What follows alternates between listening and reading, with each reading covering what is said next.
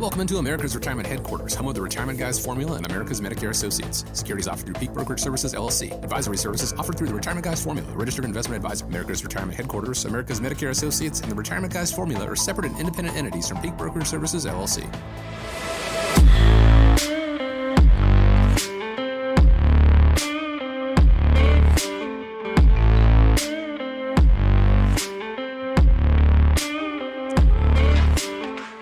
Welcome into, and thanks so much for joining us today here on America's Retirement Headquarters, home of the Retirement Guys Formula and America's Medicare Associates of Nolan Baker and Scott Kirshner.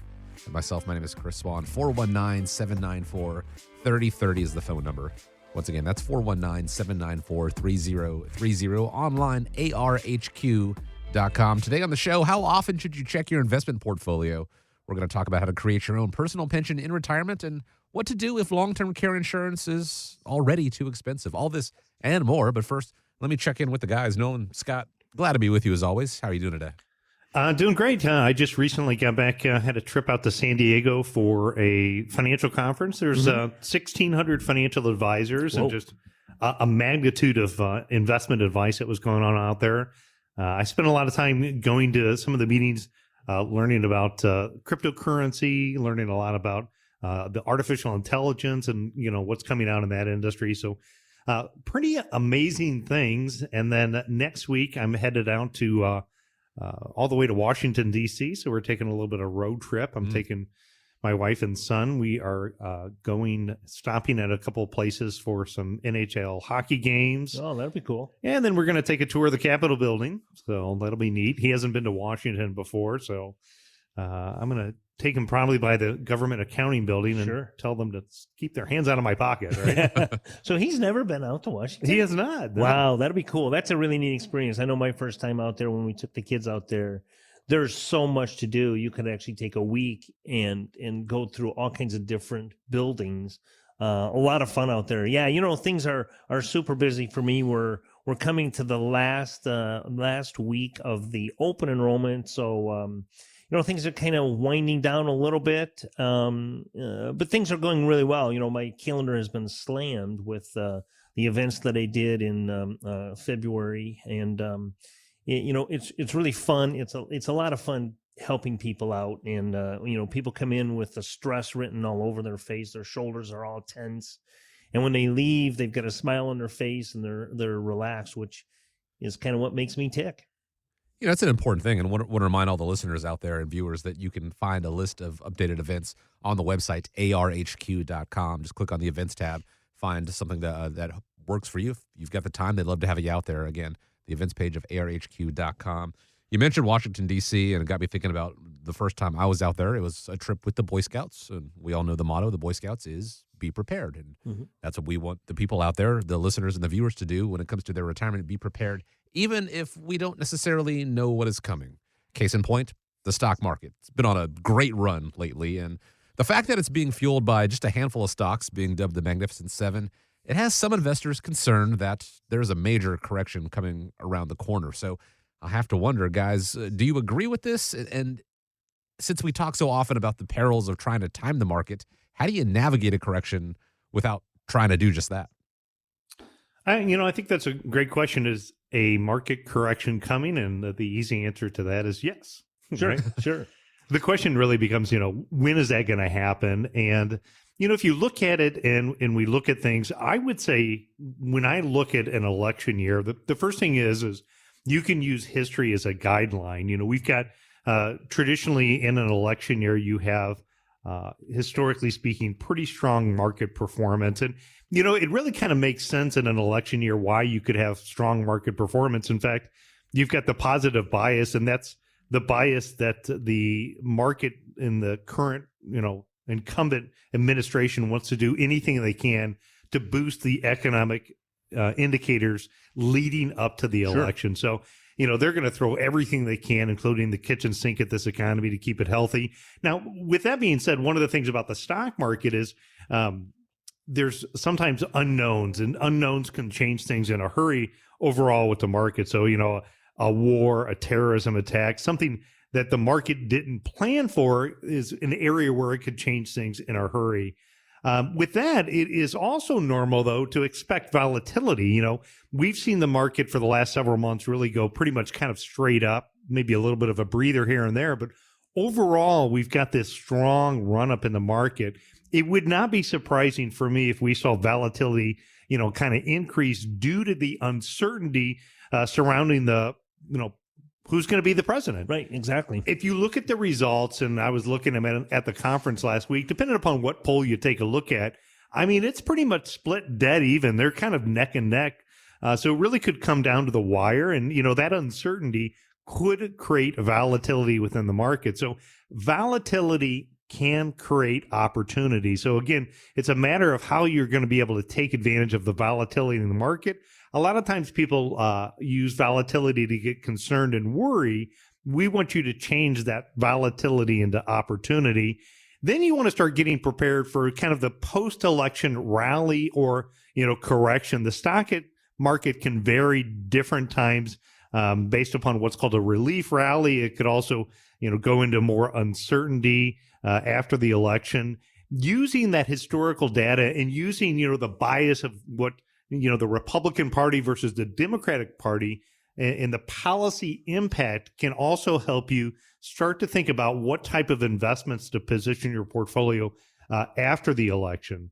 So here's a couple of things in summing that up. Number one is, I think unless there's something uncertain happens, we're probably going to have a little bit of volatility leading up to the elections. But I generally think that the odds are in favor of a strong market this year, again, unless something unexpected happens.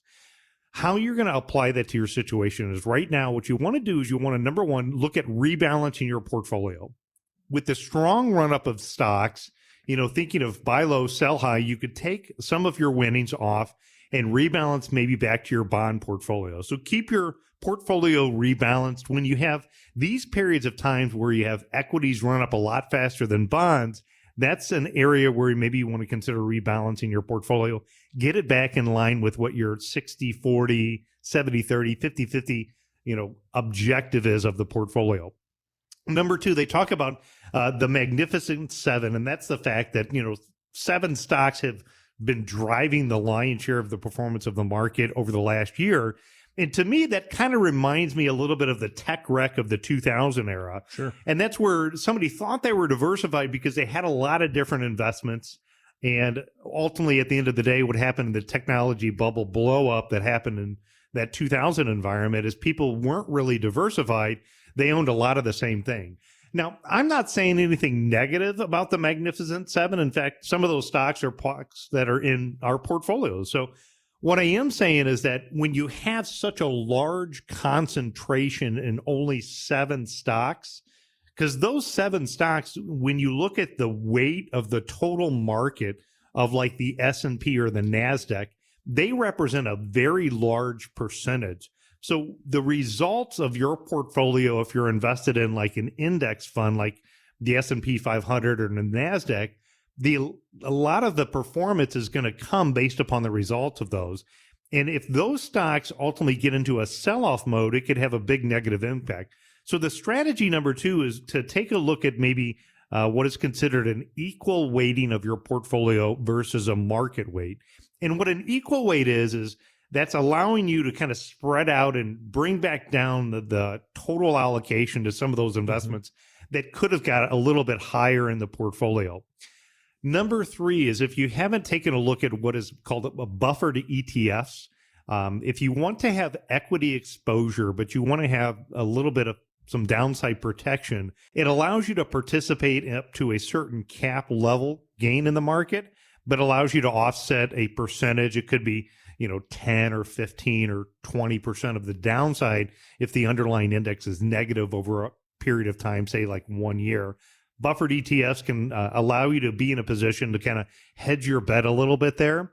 Number 4 is to add in what we would call circuit breakers. So circuit breakers are predetermined exit strategies. So if you got hurt and didn't feel really good about what happened when COVID happened, or 2008, or the last time the market had a real big sell-off, and you said, I don't really have a circuit breaker or a strategy to exit the market while the market is close to or at an all-time record high, talk to us about the circuit breaker technology. We can, talk to you about it on your 401k, your different investment accounts. We can show you how that works.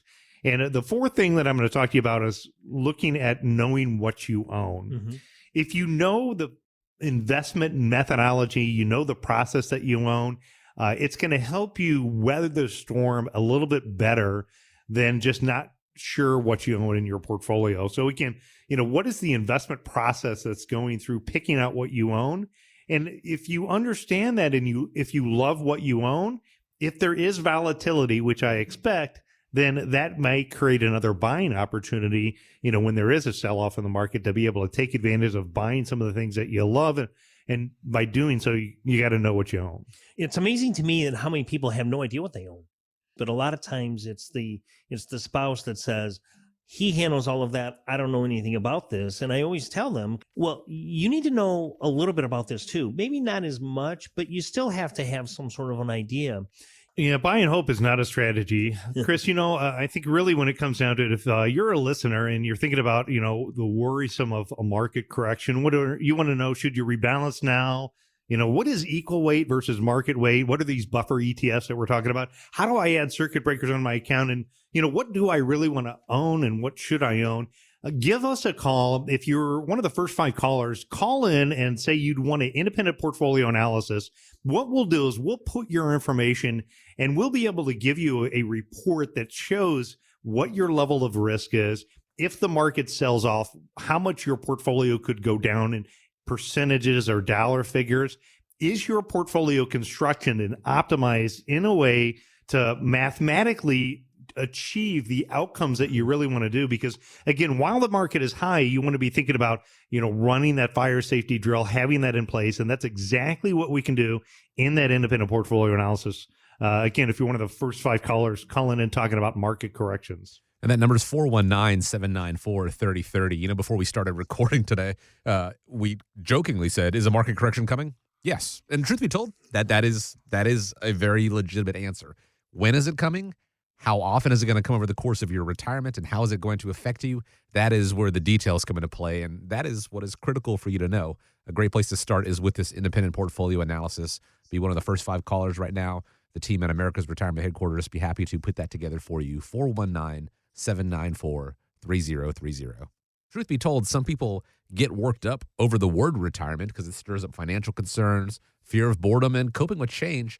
And that's why money blogger J.L. Collins, quite frankly, he isn't a fan of the word retire. He thinks a better phrase is to achieve financial independence. For me, financial independence just means that you have more options. And if one of those options is, I'm done working, I want to go putter around the house and garden, or I want to travel the world, or whatever you want to do, that's fine. But the other thing I'll say is, if you're focused enough and hardworking enough and is smart enough to achieve financial independence, it's almost inconceivable to me that you're just going to sit on a beach somewhere and do nothing going forward. And a lot of times when you start doing those other things, they wind up paying you money. And sometimes they even wind up paying you more money than your regular career job did. We've said it before here on the show. Retirement's not really the end of the story. It's the start of the next great chapter. And so do you have clients that look at retirement as that new start instead of, kicking back and relaxing? And does that begin with a whole new set of meetings because they're ready to figure out their second act? It really does. We did an economic summit a couple of years ago where we had Brian Dickinson come and he spoke, and he was a gentleman. He had climbed Mount Everest, and when he had got to the top of Mount Everest, his goggles had fallen off. And apparently up there, it's so bright that if that happens, you can physically go blind because of the amount of sun that gets in your eyes. And that's actually what happened to him. And so he explained his story of getting off Mount Everest, and what the book is called Blind Descent, essentially being blind. And everybody thought, unfortunately, he perished up there, but he made it back. And so the second phase of life, that new start, is when you transition from your working years to retirement. I do like in this example where they call it financial independence. And I guess a lot of people can get somewhat anxiety because it's something new. It's something that they're not used to. But I can also, share lots of stories with you about the new starts and the new opportunities it creates for you to be able to do stuff, whether that's, travel more, spend time with the grandkids, get to do some things that you want to do. To me, it really comes down to shifting from a strategy of saving and growing to a strategy of protecting and generating income. This is a philosophy that we've put together. It's called the independent income system. If you Google independent income system, what you can do is you can watch a video that we put together on the threats and opportunities facing retirees today. But it really comes down to the number one concern that a retiree has is outliving their income, right? If they worked all these years and now they move into financial independence or retirement, they need to be comfortable that they know they have enough money that's coming in. I'll give you a great example of somebody else that we recently met with. We'll call her Carol. Carol is a couple of years out until retirement time, and she had purchased a variable annuity a couple of years ago. Okay. Now, annuities can be good and bad. Again, it depends upon understanding the pros and cons of how they work.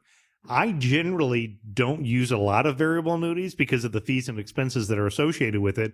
But in talking with Carol and understanding her situation, not married, no kids, her goal was to make sure that she had enough reliable income to cover her minimum monthly income needs. And so when we looked at Social Security, to me, it logically made sense to go ahead and have a chunk of money in something that provided her a reliable income. Sure. And that's what her annuity did, is it would give her a paycheck, in the future when she retired at a set period of time, each and every month for as long as she lived, even if the account went to zero.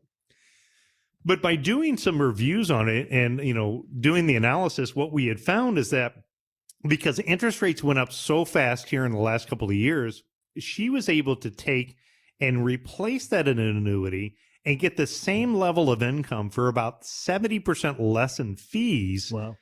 And be able to still have that minimum monthly income need covered by upgrading her annuity. So a takeaway from that is reliable lifetime income is important for a lot of folks. A lot of folks have chose to purchase an annuity to accomplish that. If you have an annuity today and it's more than a couple of years old, you should get a hold of our office, because what we could do is look at possibly refinancing that annuity to take advantage of where the lower cost or the higher payout rates are in today's environment. When we look at this, the new start, Scott, I'd say that the second biggest fear that I think people run into is the fear of healthcare costs. Sure, absolutely. And that's a big fear for everybody, and it should be, because if you look at, medications, if you're on some really high medications, and I've been running into that a lot this year, you got your Mounjaro, your Trulicity, a lot of your, those are big, big ticket items. And I had a client that was in my office a week or so ago, and their out-of-pocket expense for medications was upwards of $4,000. It's very disheartening when you sit there across the table and you see somebody's face just drop by like, how am I going to afford this? So there are things that you can do to kind of prepare for that. And like you said, Nolan, with your independent income system, taking the buckets of money, you want to change your gears when it goes, when you get to retirement. Young guys like our kids, Troy and Andrew are at a point in their life where they can be very, very aggressive in their investing. They've got a lot of years left to recover, right? But when you're talking to people that are in retirement now, I always say it's one thing to be aggressive up to retirement, but you need to change gears moving through retirement. So that's one of the things, like with your independent income system, that really comes into play, is setting those buckets of money aside for different types of things. Healthcare being one of them. Absolutely. And, if you get the income and you have reliable income, you figure out healthcare, that's important. I had some people we just met with last week, and they said, one of the reasons why we want to work with you is because of that comprehensive approach. Mm-hmm. They have an advisor. They had a little bit of some service issues with their advisor, which led them into us. But, they had mentioned to me that all their advisor ever talks to them about is just their investments. And, right. We're here talking to you about your health insurance, your right. estate planning, your taxes, your investments, because the decisions that you make in one area are going to impact, all the decisions together. And that's ultimately how you get to complete financial independence. That's how you kind of get a new start. That's how you have a new plan put in place. And, having that financial plan is going to help take you from that worrisomeness about what does retirement look like to confidence about your retirement, to make you feel comfortable to be able to move forward with doing the things that you want to do. There could be other job opportunities, other volunteer opportunities that come up along the way. But as you talk about it, to shift. So again, point in mind, if those of you that are listening, if you're a little bit worried about the retirement as a new start, maybe you've got some concerns you want to check off the list, you want to find out about the independent income system, give us a call. We'll talk to you about how to take it and turn it into getting you to a point of being confident to get to and through retirement. Because that's really what it's all about. There is a point in time where investments are critical and should be probably the sole focus when you're in the working world, in your 30s, your 40s, your 50s. At some point, as you get closer and closer to retirement or financial independence, however you want to phrase it, the focus should shift a little bit to how to make that into sustainable income getting through your retirement. And that is where the team at America's Retirement Headquarters comes into play. Over 75 plus years of combined industry experience within their office walls. And so to get them on your side to help craft that plan, it all starts with that phone call, 419-794-3030. Once again, 419-794-3030. Or you can visit the website as well, and that's at arhq.com. Guys, trying to lose weight is hard enough without all the pressure that people put on themselves. But dietitians say the one thing that is the most self-destructive, it's when attempting to drop the pounds is, you're weighing yourself every single day. Because, that's just a number, and it doesn't always reflect if you're eating well. And it kind of ties into your 401ks and checking that a lot, especially when it is up, like it has been, as we talked about earlier, the past year or so. What do you tell your clients about checking that number so often? Well, I think there really are dangers of overchecking your portfolio. I'll share a story with you. My son, if many of you have been listening, knows that he's been involved in crypto mining, and he's got his crypto mining, been building up his crypto portfolio, and this year's been an extremely exciting year for him. And in the last week, I've been watching one of his cryptos, which has been going up dramatically. It seems like, on a daily basis, and I'll text him a picture of it. So I can appreciate the fact of, even as an advisor who's been in the business for 30 years, you want to watch things when they're in extreme conditions, either extreme up or extreme down. But the problem with doing that is it's fun to look at his crypto prices going up. But the problem with doing that and looking at your overall investment portfolio is it could create some potential dangers here. Number one is emotional decisions. So making frequent portfolio monitoring can trigger emotional responses to short-term market fluctuations. Number two is it can lead to over trading of your portfolio. Constantly monitoring your portfolio is going to attempt you to engage in excessive buying and selling. Those short-term can create, short-term gains and losses, which can be taxed differently than long-term gains. It creates increased stress and anxiety. Continually checking your portfolio can heighten your stress and anxiety, especially during periods of market volatility. Sure, it's fun to watch when his crypto goes up, but it's not fun to watch in the days that it goes down, or like in 2023 where crypto was down quite a bit. When it comes to investing for the big part of your overall portfolio, you're looking at the focus is on the long term. So by looking at things excessively, what you're doing is you're diverting your attention away from your long-term investment goals. And there's been so many studies that have shown, the more active that people are in trading of their portfolio, how much they end up missing some of their long-term goals, how often they end up underperforming the market. So number 5 is looking at overemphasis on short-term performance. Constantly checking that portfolio is going to lead to overemphasis on the short-term performance metrics, such as daily or monthly returns. That short-term focus is going to cause you to lose sight, again, of the bigger picture and ignoring the long-term.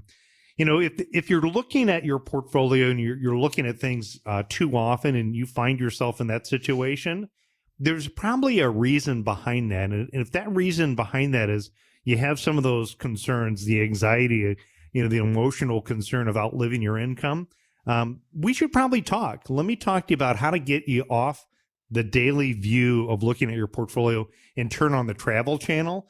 And we can do that by walking you through a process of doing a portfolio review, making sure that you're comfortable knowing what you own, and walking through the various scenarios that could happen in the market so you can get back to focusing on the long term.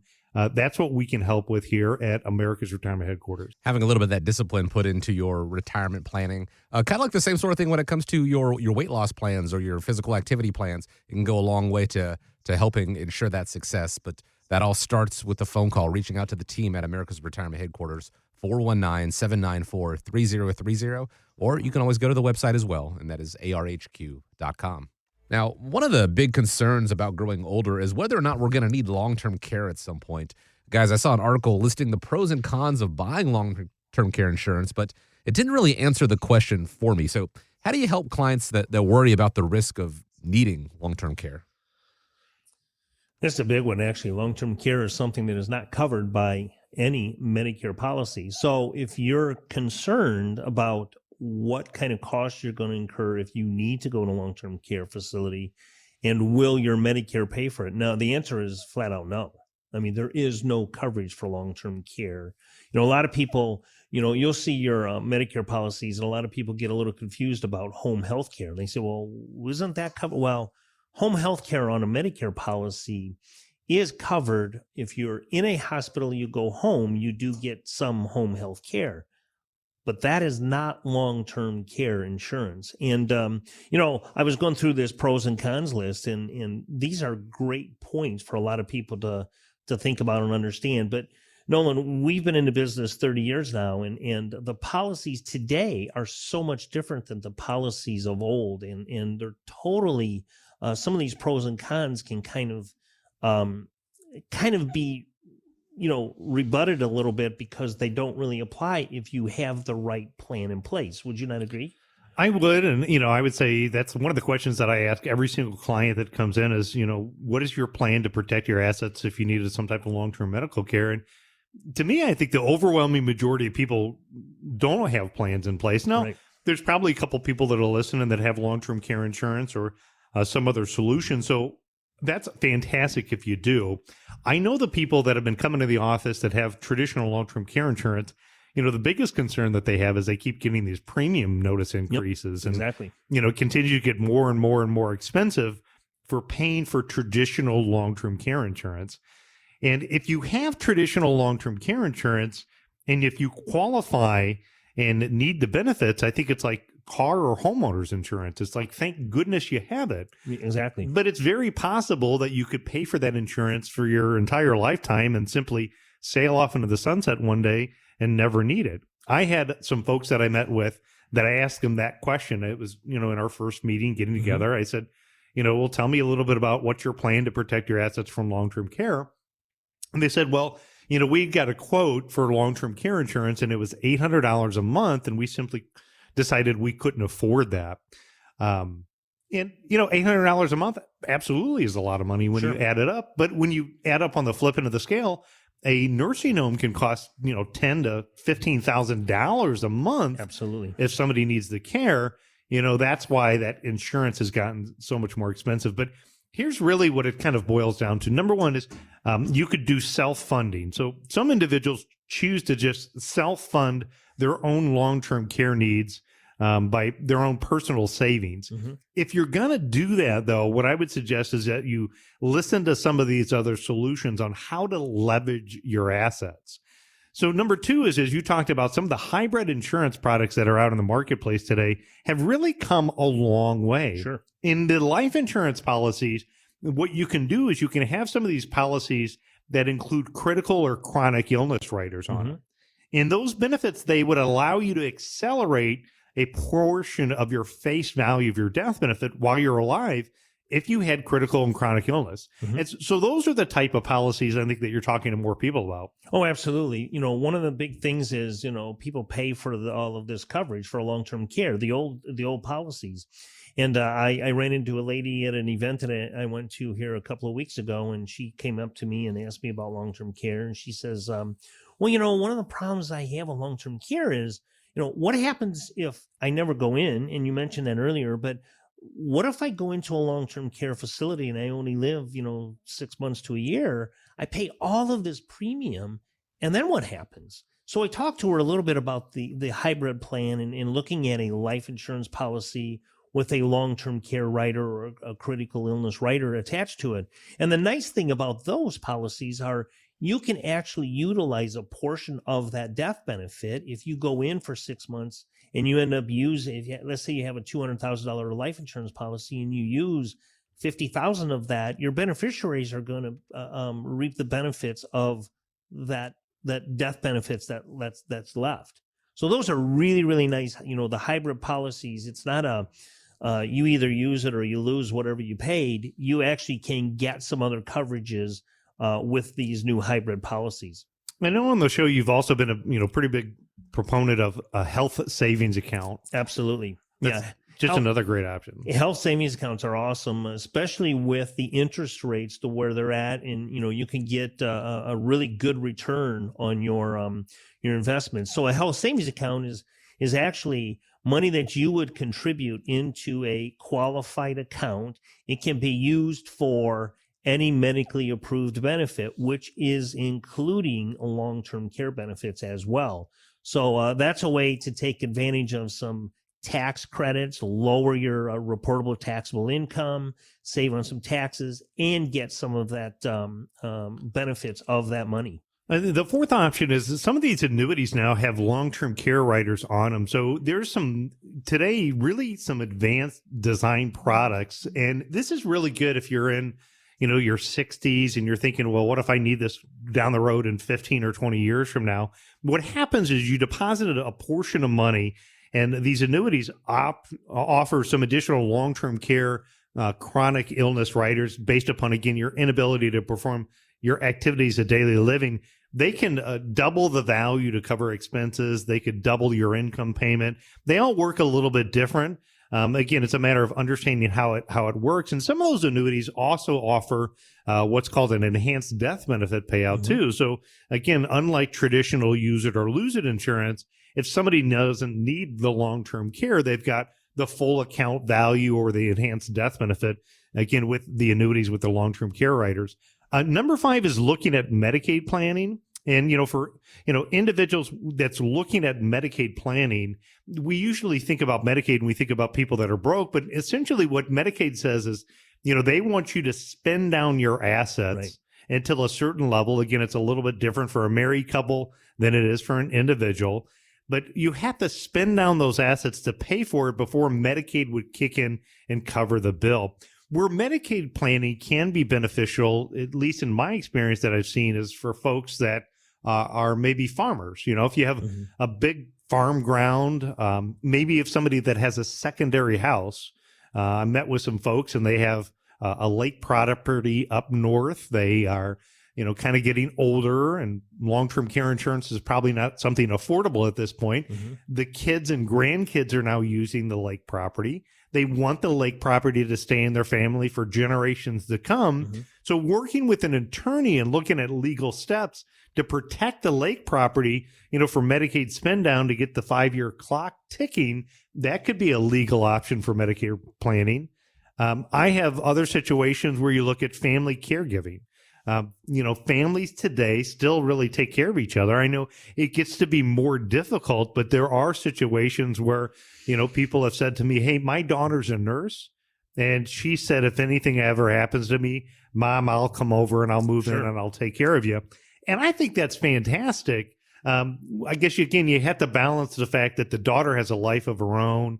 She might have kids in gymnastics or school. Absolutely. I think it's wonderful that she's going to help out. So, maybe there's a way to incorporate that into the plan, but, what happens if she needs more care than what the daughter could provide?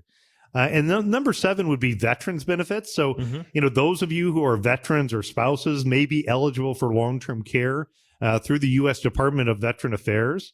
Those could cover, the cost of home care, assisted living, nursing home care. You've got to qualify. If you're not familiar with what your veteran entitlements are, talk to the Veteran Service Organization. here in town, Lucas County Veteran Service Organization, a wonderful organization that does a lot for us with our veterans that we work with, our organization called Hooves. But there are many things that you can do.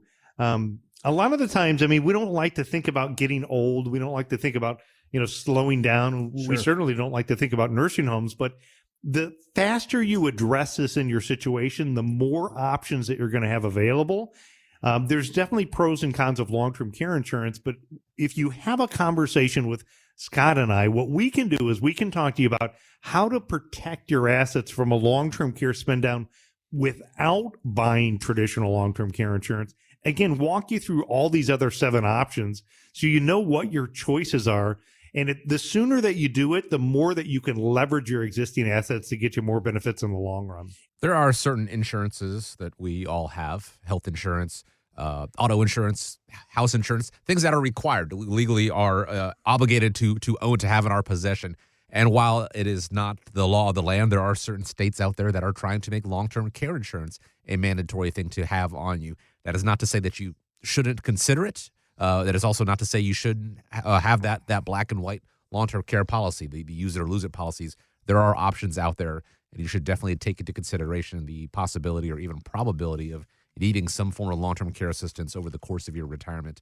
The team at America's Retirement Headquarters, Scott Kirshner, Nolan Baker, the entire team can help weigh those options for you, figure out what's going to work best for you in your retirement. But it all starts with that phone call, 419-794-3030, or visiting them on the website and scheduling a time there as well, arhq.com. Nolan, earlier you were talking about a couple trips that you've taken recently that you're going to be taking in the future, some of that driving, some of that flying. And, the price of flying comes with a lot of junk fees, but perhaps the most hated are the ones that are imposed on baggage. Matter of fact, the top 20 airlines last year raked in more than $33 billion with a B dollars in baggage fees, and most came as a surprise as passengers got hit for carry-on bags, overweight suitcases, price hikes. Look, here's the thing: no one likes surprises, especially when it costs them money. What are some of the biggest unexpected costs in retirement, and how do you help people avoid them? Well, let me jump on this first, because I am a recipient of these funky fees. So when we flew to Florida here a couple of weeks ago, right? I did a great thing. I got a great deal. $342 round trip for 3 people. My baggage cost more than the people to fly. $672 round trip for 3 bags. And it was crazy at the airport, people taking things out of their carry-ons and shoving these bags in these little sizers so they could fit on the airplane as a free carry-on personal item, right? So, I'm a recipient of that. And I can tell you right now, I made the decision that I am no longer doing. I know you fly a particular airline all the time. You don't have to worry about any of this because you just pay for it and you know what you're getting all the time, right? Well, I'm not going to do what I did again and pay these funky fees out there. This is true. I do have an airline that takes great care of me, and I love flying on Delta, and it is a great airline to work with, especially when it comes to my Delta American Express card Sure. and all the perks and benefits that they give me. I also had talked to a friend of mine who recently took a trip and took one of these discount airlines. Yeah. And she said the same thing. She said, I will never, ever fly on that airline again. And I agree. But, when we look at this topic and we're looking at, unexpected expenses and Sure. we're thinking about, these ones kind of catch you off guard, and it costs more than double what you thought it was going to be. There are a lot of times big unexpected costs when it comes into retirement. And, that's an area that we spend a lot of time talking about. We have talked about this in the past, and, I think the number one on the list right now is medical emergencies. Sure. And when you look at it, a lot of times, if you look at why do people end up retiring early, I think the stat on one of our shows in the past was it was about 40% of the time people end up going into retirement earlier than expected because of medical emergencies. Yeah, absolutely. And here's the real problem with this. If you're in a situation where you have to retire because of a medical emergency, I just actually spoke with someone. His name is actually Frank. He's got 50 years in Chrysler, and he has an actual medical emergency. He's been in the hospital since February 2nd, right? And I talked with his wife, and his wife says, we're losing his health care now.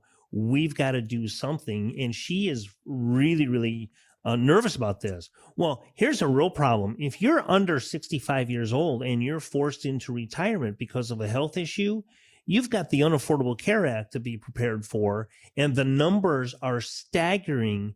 The deductibles and out-of-pocket expenses are tremendous right now. You're looking at $18,000 to $19,000 in out-of-pocket deductibles plus your premiums. So these can absolutely be the unexpected funky fees that we were talking about. If you have any medical conditions or emergencies that are throwing you into retirement before you're expecting it, it could be very, very costly. Another one is, we talked about here in the previous segment was long-term care. If you're put in a situation where you have to go into a long-term care facility, you may not, like we were saying, if you have a condition or situation where your family may not be able to physically take care of you, another one of these unexpected expenses could be long-term care. And if you're not properly covered with that, it could absolutely derail and bankrupt your investments. Well, just like I shared with you and our listeners about my great experience I've had with the airline that I travel with, because I know the system, I know how it works, and I use the system to my favor. The same really applies in these situations. So, when you look at medical expenses, I can think of a couple of clients that we had worked with that did retire before age 65. They came to us before they retired. And what we did is we were able to help them structure a plan to keep their healthcare costs down 40 or 50%. Right, exactly. Because the other issue is a lot of people have saved money just in traditional tax-deferred retirement accounts, meaning that if they get into this medical emergency in retirement time, and then they get these big deductibles, they have to pull more money out of their account. Right. They could have got a tax credit, meaning that their health insurance costs could have been lower. Absolutely. But because they had to pull money out of their retirement accounts, which was fully taxable, they can end up losing their tax credit as well when they go file their tax return. Again, making that unexpected cost dramatically out of control. Well, and something else that does is that could cause a tax bill at the end of the year. Yeah. Not only are you going to pay more in your health care, lose your premium tax credit, but you could also get a tax bill at the end of the year if you don't work with yourself and myself in preparing for this ahead of time. Yeah, so it's, again, like having somebody help you navigate through that landscape. Even in the issue of long-term care, we had talked about the fact that I think a majority of the time when people come into my office and I ask them, what have you done to protect your assets from long-term care? They really, most of the time, haven't done much, if anything. Right. And I can appreciate the fact that long-term care insurance is ultra expensive for something that you never want to use, and it's use it or lose it. But as we've talked about in other segments that you can watch on our YouTube channel or any of the podcasts that are out there, there are other ways to protect your assets from long-term care. Again, it's about navigating the environment that's out there. The third one is looking at, home repairs and maintenance. So as you move into retirement time, just expect that things are going to come up and you want to have money set aside, for home repairs and maintenance. I had somebody who had recently come in and she had some flooding issues in her crawl space, which then they said was a mold issue. And I think the quote was like $30,000. Yep. And I said, whoa, hold on. Luckily, I know some people, in Toledo, and we worked to get her some other quotes. But either way, even with the new quotes, whether it's $30,000 or $10,000, home repairs and maintenance can be an expensive cost as you get older. Even if you have to change things like some of the mobility in the house, depending upon what your living conditions are. Family financial support. We run into people sometimes that say, hey, my adult children are going through a divorce and I need to help them out with legal fees, or I need to help, cover some financial support with them until they get back on their feet. I generally am okay with somebody giving money to help a family member. Now, if you notice what I said there, it's giving money. Right. So if you are loaning money to a family member, I don't think that's usually a good outcome. Loans and families typically don't work. If you're in the financial situation where you can give the money away and it's not going to negatively impact your retirement, then by all means make that decision, make it as a gift, not as a loan. Market volatility. So just expect that market volatility is going to happen. We get comfortable with the market. The market for the last couple of years has done pretty well, but, realize that it is something that's going to be here. I think number 6 is inflation is going to be here for a long time. They're trying to get inflation under control, but again, with the out of control spending that we have some inflationary problems that could come for a while. Taxes. So don't let this one be unexpected. Look, folks, tax rates are going to go up in the future, I think, for a majority of Americans. We cannot continue to spend more money on an annual basis than what we did in the world wars and accumulate the massive amount of debt that we have and not have tax rates go up in the future. And then you also want to make sure that you put money aside for travel and leisure. So when you think about it, Scott, there are a lot of big unexpected costs that people move into retirement. We hear this 4% rule and they think, well, I'm just going to live off of 4% and that's fine. But they don't factor in all these other things that can come up along the way. Yeah, there's all kinds of things that you never know. And, going back to what you said in number 4 there, family financial support. If you're put in a situation where you all of a sudden are a caregiver or you are helping mom out or dad out or whatever the case may be, if their health situation changes. I know for me, I take care of mom and she'll send me a text saying, hey, I need some milk and bread and bananas. So I go to the store and I just pay for those things. I'm not going to give mom a bill for, $20. I just pay for them. And those things just add up. And if you're not prepared for those unexpected funky fees, that's what's going to happen. We're here to help you. And, obviously we want to make sure that you're prepared for these, like Nolan flying Delta and knowing exactly what he's getting.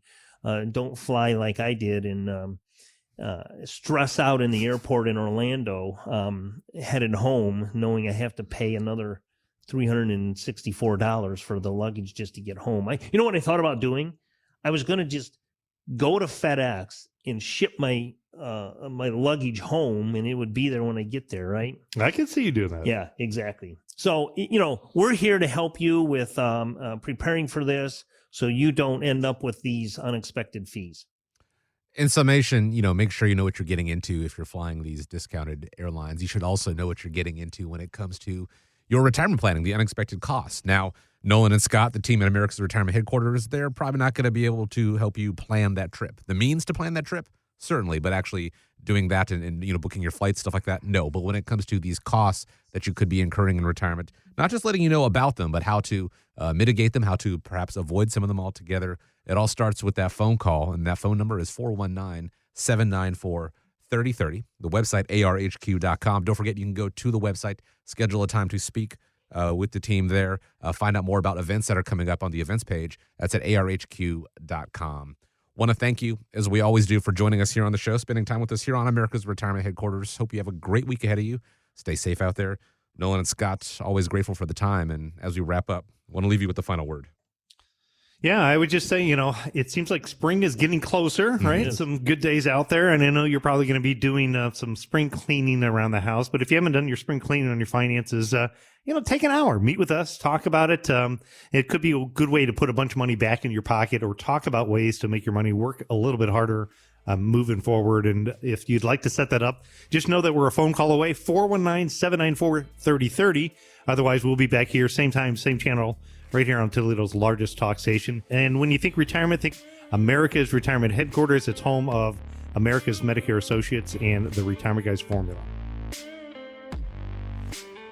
America's Retirement Headquarters is located at 1700 Woodlands Drive in Maumee, Ohio. You can reach them by calling 419-794-3030 or online at americasretirementheadquarters.com. Exposure to ideas and financial vehicles discussed should not be considered investment advice or recommendation to buy or sell any financial vehicle. Investments can fluctuate and when redeemed may be worth more or less than when originally invested. Nolan Baker is not affiliated with nor endorsed by the Social Security Administration or any other government agency and does not provide legal or tax advice. Please consult with your attorney, accountant, and or tax advisor for advice concerning your particular circumstance. Annuity guarantees rely solely on the financial strength and claims paying ability of the issuing insurance company. By contacting us, you may be provided with information about insurance and annuity products offered through Nolan Baker, Ohio Insurance License Number 27787.